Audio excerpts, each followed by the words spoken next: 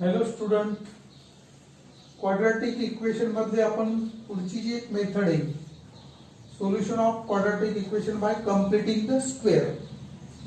आता आपल्या समोर एक इक्वेशन दिलेलं आहे x² + 10x + 2 = 0.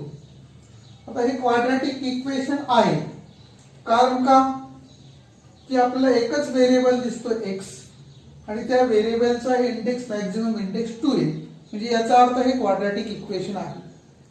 आता हे क्वाड्रॅटिक इक्वेशन आपण जर फॅक्टरायझेशन मेथडने सॉल्व्ह करण्याचा प्रयत्न केला तर बघा 2 चे असे दोन फॅक्टर शोधा की ज्यांची ऍडिशन 10 आली पाहिजे.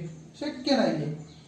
2 चे असे दोन फॅक्टर आपण शोधूच शकत नाही की ज्यांची ऍडिशन 10 येते.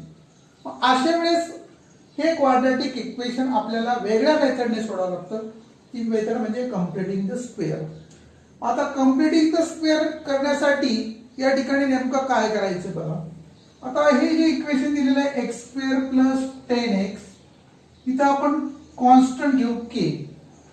मग याचा कम्प्लिटिंग स्क्वेअर करण्यासाठी आपण इथं घेऊ x + a ब्रॅकेट स्क्वेअर घेऊ. त्याला का आपल्याला कम्प्लीट स्क्वेअर करायचं. मग आता इथं जे साइन असेल, इथे जर प्लस साइन असेल तर इथे पण प्लसच साइन घ्यायचं. मग आता हे कसं होईल बघा, x² + 10x + k = आता या ठिकाणी हा ब्रॅकेट आपण सॉल्व्ह करू. कसा होईल तो बघा, x² + 2ax + a². मग आता इथे आपण या दोन टर्म घेऊ, याची कंपेअर या दोन टर्मशी करू. मग कंपेअरिंग x² + 10x with x² + 2ax. आता इथे आपल्याला 2ax = काय येतोय, 10x. 2ax = 10x. therefore इथे x कॅन्सल होईल, दोन्ही बाजूला सेम असल्यामुळे. 2a = 10. therefore a = काय, 10/2 means a = काय आला, 5. आता इथे a² = काय, k means k = a². therefore k = याची व्हॅल्यू किती आली, 5. 5 चा स्क्वेअर. therefore k = काय, 25. मग आता नाव आपण हे इक्वेशन घेऊ परत. काय इक्वेशन घेतलं आपण, x² + 10x. आता इथे आपल्याला या ठिकाणी इथं 2ax बद्दल घेतलं. आता आपल्याला a ची व्हॅल्यू k ची व्हॅल्यू किती आलेली आहे, 25. ती आपण त्याच्यामध्ये ऍड करू. परंतु इक्वेशनची व्हॅल्यू चेंज व्हायला नको म्हणून ती त्याच वेळेस काय करायची, मायनस पण करायची. ती व्हॅल्यू काय करायची, एकदा ऍड करायची आणि एकदा काय करायची, मायनस करायची. बरोबर आहे. आणि शेवटी काय आपला इथे 2 + 2 = काय, 0. आता इथे बघा, हा जो स्क्वेअर येतो हा असतो कम्प्लिटिंग स्क्वेअर. तो कसला स्क्वेअर आहे बघा, तर याचं स्क्वेअर रूट x आणि 25 चं स्क्वेअर रूट 5, त्याचा काय असणार आहे, तो स्क्वेअर रूट. मग x + 5 ब्रॅकेट स्क्वेअर. आता इथे हा -25 + 2, -25 + 2 किती झाले, -23 = 0. x + 5 ब्रॅकेट स्क्वेअर = 23, तिकडे जाताना प्लस होईल. आता टेकिंग स्क्वेअर रूट घेऊ आपण, स्क्वेअर रूट घेऊ बोथ साइड्स.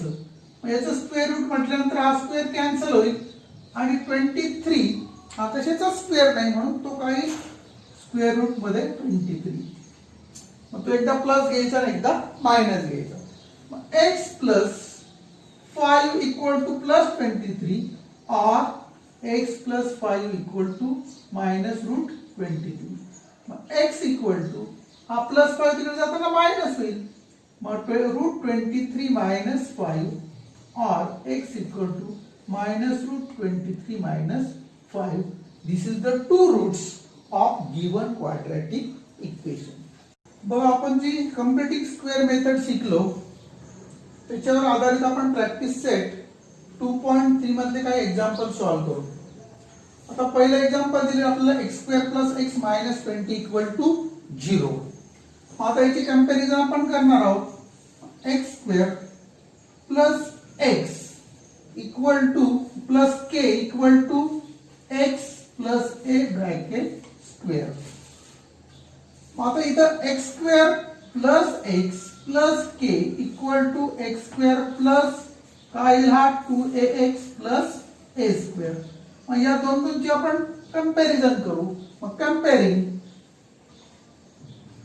कंपेअरिंग केल्यानंतर इथं 2ax इक्वल टू काय येणार आहे x.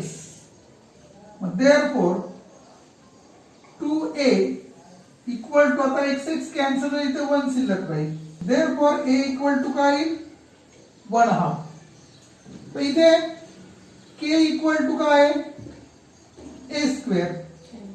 मग therefore k equal to a ची व्हॅल्यू किती आली 1/2 त्याचा काय यायचा स्क्वेअर म्हणजे काय येईल तो 1/4.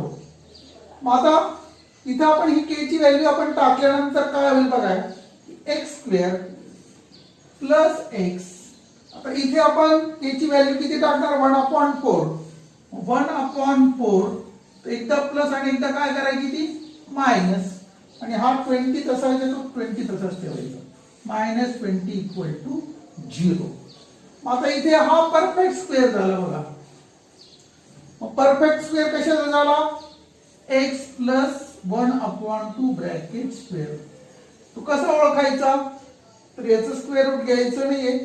जे कॉन्स्टंट टर्म आहे तिचं स्क्वेअर रूट घ्यायचं आणि साइन लिहिताना फक्त मिडल टर्मचं जे साइन असेल ते घ्यायचं. आता इथे काय येईल मायनस. आता मायनस साइनचं आपण ब्रॅकेटच्या बाहेर घेऊ. मग 1/4 हा काय होईल प्लस 20 इक्वल टू 0. मग x plus 1/2 bracket square minus 1/4 plus 20 यांची ऍडिशन घेऊ. मग इथं काय येईल 4 into 20 किती येईल 80. 80 प्लस 1 81. मग 81 अपॉन काय होईल तो 4 equal to 0.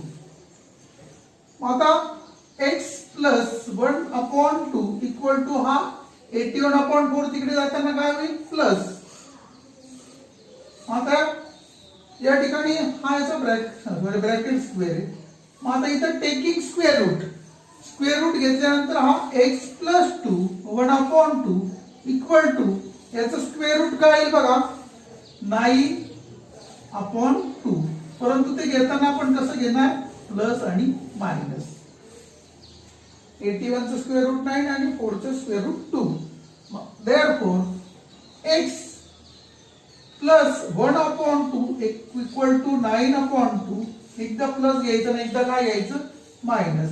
x plus 1/2 equal to minus 9/2. Therefore, x equal to 9/2 हा 1/2 तिकडे जाताना मायनस होणार आहे. Therefore, x equal to 9 minus 1 किती झाला 8/2. Therefore, x equal to किती 4. इकडे काय येईल बघा x equal to -9/2 हा तिकडे जाताना मायनस झाला. मग -9 -1 -10. x equal to -10/2 means x equal to किती -5. Therefore 4 and -5 are the roots of given quadratic equation. Practice set 2.3 मधलं नेक्स्ट एक्झाम्पल दिले बघा 9y² - 12y + 2 = 0. आता हे क्वाड्रॅटिक इक्वेशन ज्यावेळेस कम्प्लिटिंग स्क्वेअर मेथडने सॉल्व्ह करायचं असतं त्यावेळेस एक गोष्ट लक्षात ठेवायची की इथे जो व्हेरिएबल असतो त्याच्या स्क्वेअरचा व्हेरिएबल जो कोएफिशियंट आहे तो नेहमी 1 पाहिजे. आता इथे व्हेरिएबल कोणता आहे y त्याचा स्क्वेअर त्याचा कोएफिशियंट 9 आहे. तो आपल्याला किती पाहिजे 1 पाहिजे. मग त्यासाठी आपल्याला काय करावं लागेल की या 9 ने या इक्वेशनला डिवाइड करावं लागेल. मग याला डिवाइड केल्यानंतर हे इक्वेशन काय तयार होईल बघा y² - 12/9y + 2/9 = 0. इथं काय केलं आपण डिवाइड बाय 9. मग आता इथे इक्वेशन परत कसं तयार होईल बघा y² मायनस आता इथे 3 ने आपण डिवाइड करू शकतो. मग 3 4 चा 12 आणि 3 3 चा 9 म्हणजे 4/3y प्लस 2/9 इक्वल टू 0. याच पद्धतीने आता आपण जसं तिथे x प्लस ए स्क्वेअर केलं होतं, एक ब्रॅकेट स्क्वेअर, इथं काय घेणार आपण आता इथे मायनस साइन, म्हणून व्हेरिएबल आपण चेंज करून घेऊ. इथे घेऊ आपण y minus z bracket square घेऊ. मग आता हे इक्वेशन कसं तयार होईल बघा, y square minus 4/3y plus k equal to आपण घेऊ y minus z bracket square. मग y square minus 4/3y plus k equal to हा square y square minus 2yz plus z square. मग आता ह्या दोन टर्म आपण जर कंपेअरिंग केल्या बघा, मग कंपेअरिंग तर काय येईल बघा, मायनस 2yz इक्वल टू काय येईल, मायनस 4/3y. आता मायनस मायनस प्लस होतो, इथं y कॅन्सल होईल, 2z इक्वल टू काय येईल 4/3. देअरफॉर z इक्वल टू काय येईल बघा, 4/3 into 2 means z equal to 4/6. आता 4/6 या ठिकाणी 2 ने जर आपण डिवाइड केलं तर काय होईल बघा, 2 2 चा 4 2 3 चा 6 म्हणजे 2/3. मग इथे k इक्वल टू काय आहे, z square. Therefore k equal to z ची व्हॅल्यू किती आली, 2/3, त्याचा काय bracket square. Therefore k equal to काय 4/9. आता या ठिकाणी इक्वेशन कसं तयार होईल बघा, इथे जर k ची व्हॅल्यू आपण टाकली तर y square minus 4/3y plus 4/9 is a perfect square trinomial. He perfect square आहे, बरोबर आहे. आता इथं आपल्याला काय करावं लागेल, 4/9 याच्यामध्ये आपल्याला एक ऍड करावं लागेल आणि तरच परत मायनस करावं लागेल. मग आता इक्वेशन कसं तयार होईल बघा, y square minus 4/3y plus 4/9 minus 4/9 plus हा 2/9 इज इक्वल टू 0. मग ही परफेक्ट ट्रायनॉमियल आलेली आहे, परफेक्ट स्क्वेअर आहे. कशाचा, तर y मायनस 2/3 ब्रॅकेट स्क्वेअर. कसा घ्यायचं मी सांगितलं तुम्हाला की याचं स्क्वेअर रूट घ्यायचं आणि कॉन्स्टंट टर्मचं स्क्वेअर रूट घ्यायचं आणि साइन लिहिताना कोणतं घ्यायचं, मिडल टर्मचं. तर पुढे हे या ठिकाणी मायनस 4/9 प्लस 2/9 तर किती येईल बघा, यांची ऍडिशन. मायनस प्लस म्हटल्यानंतर त्यांची सबट्रॅक्शन करतो आपण, मग minus 2/9 is equal to 0. y minus 2/3 bracket square is equal to, आता हा 2/9 तिकडे जाताना काय होणार आहे, प्लस होणार आहे. मग आता टेकिंग स्क्वेअर रूट घेतल्यानंतर बघा y minus 2/3 equal to plus minus root 2 काय येईल तो 3 येईल, कारण 2 चं स्क्वेअर रूट रूट 2 येईल आणि 9 चं स्क्वेअर रूट काय 3 येईल. मग आता एकदा प्लस आणि एकदा मायनस घेऊ. y इक्वल टू 2/3 हा तिकडे जाताना प्लस होईल, एकदा इथं हा प्लस घेऊ रूट 2/3 और y इक्वल टू हा 2/3 तिकडे जाताना प्लस होईल आणि हा काय घेणार आपण एकदा मायनस घेऊ.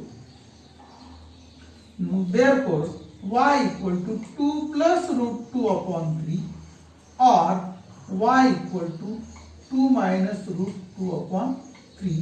This is the square root of given quadratic equation. बघा या पद्धतीने प्रॅक्टिस सेट 2.3 मधले जे राहिलेले एक्झाम्पल आहे ते एक्झाम्पल तुम्ही घरी सॉल्व करण्याचा प्रयत्न करा. व्हिडिओ आवडला असेल तर लाईक करा आणि पुन्हा असे व्हिडिओ पाहण्यासाठी आमचं चॅनल सबस्क्राईब करा.